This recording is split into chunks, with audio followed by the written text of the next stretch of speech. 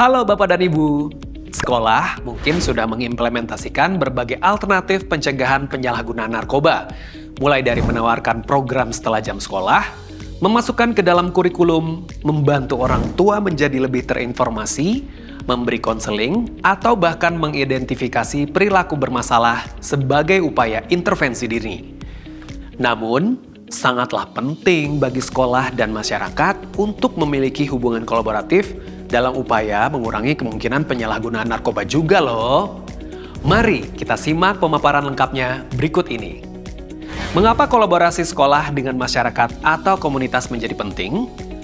Kolaborasi yang terbentuk antara sekolah dan masyarakat ini akan memberikan manfaat seperti 1. Menjangkau populasi atau hal-hal yang tidak dapat terjangkau sebelumnya oleh sekolah.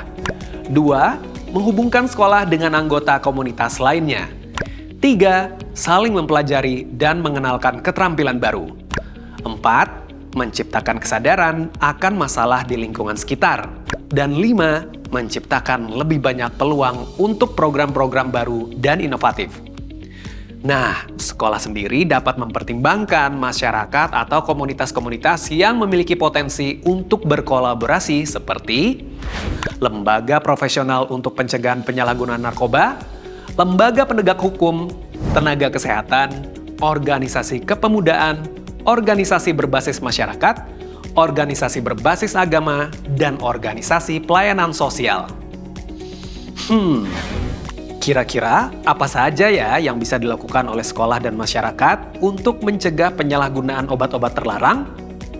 Nah, berikut adalah beberapa strategi yang dapat Ibu dan Bapak gunakan. Pertama, penyebaran informasi. Sekolah dapat berkolaborasi dengan masyarakat atau komunitas dalam berbagi informasi dan meningkatkan kesadaran tentang penyalahgunaan narkoba. Ada berbagai cara untuk melakukan berbagi konten tersebut, termasuk melalui media cetak atau digital, media massa, serta pertemuan dan konferensi.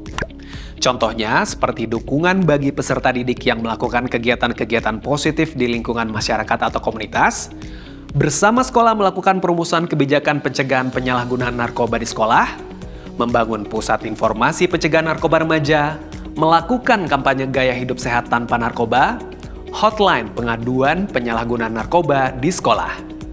Kedua, edukasi. Strategi ini bertujuan untuk meningkatkan pengetahuan murid terhadap bahaya penyalahgunaan narkoba dan meningkatkan ketahanan diri murid terhadap penyalahgunaan narkoba.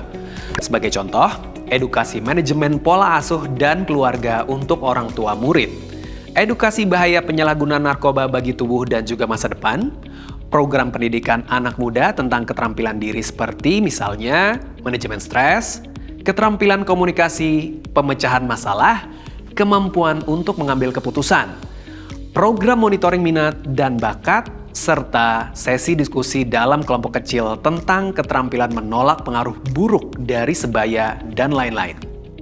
Ketiga, strategi alternatif. Pesan-pesan dan kampanye pencegahan narkoba disampaikan melalui berbagai kegiatan dalam komunitas dan masyarakat, seperti misalnya kegiatan seni, budaya, keagamaan, ataupun bentuk kreativitas lainnya. Contoh dari implementasi strategi alternatif ini yaitu Festival Seni Tari Bersih Narkoba, pementasan drama atau wayang kulit, kontes esai, poster seni atau video, membuat komik dan pesan singkat menggunakan sosial media, kegiatan kepemimpinan pemuda, kegiatan outbound, jalan sehat atau kegiatan olahraga lainnya yang digemari anak muda atau komunitas. Strategi ini ingin menunjukkan bahwa pencegahan narkoba tidak harus selalu dilakukan dengan cara formal. Lalu bagaimana ya contoh implementasi nyata kolaborasi sekolah bersama masyarakat dan komunitas? Misalnya, sekolah menyelenggarakan kegiatan Murid Hebat Tanpa Narkoba dalam rangka menyambut Pekan Pencegahan Narkoba Nasional. Kegiatan ini merupakan hasil kolaborasi antara sekolah dengan lembaga penegak hukum kepolisian, dinas kesehatan setempat, organisasi kepemudaan, dan juga BNN. Rangkaian kegiatan ini terdiri dari 1. Seminar kesehatan tentang bahaya narkoba dan dampaknya pada tubuh yang akan diisi oleh dokter dari dinas kesehatan setempat. 2. penyuluhan penanganan penyalahgunaan narkoba dari sisi hukum yang akan diisi oleh perwakilan dari lembaga penegak hukum kepolisian. 3. Pameran hasil proyek murid yang dilakukan di waktu-waktu tertentu dan menjadikan anggota masyarakat atau komunitas sebagai pendukung proyek tersebut. 4. Pameran karya lukisan mural sekolah bertemakan hidup sehat yang dibuat oleh murid. 5. Kegiatan outbound yang bertema kepemimpinan yang dirancang oleh anggota organisasi kepemudaan. 6. Kampanye jauhi narkoba dengan menandatangani komitmen bersama murid, tenaga pendidik, dan perwakilan orang tua serta masyarakat yang akan dipandu oleh petugas Badan Narkotika Nasional Indonesia.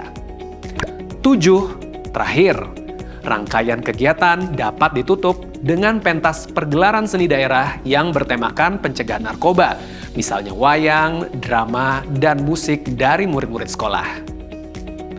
Nah, itu tadi adalah gambaran bagaimana kolaborasi sekolah dan masyarakat maupun komunitas dapat diimplementasikan.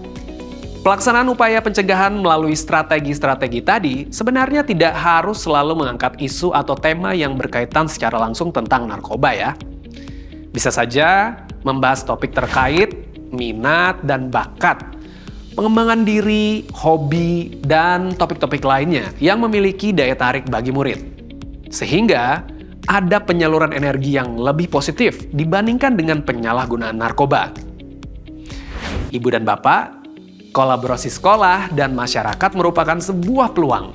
Peluang untuk membentuk hubungan di mana semua pihak dapat menyumbangkan keahlian dan kekuatan mereka guna mencapai sesuatu yang lebih besar dan lebih bermakna. Selamat mencoba!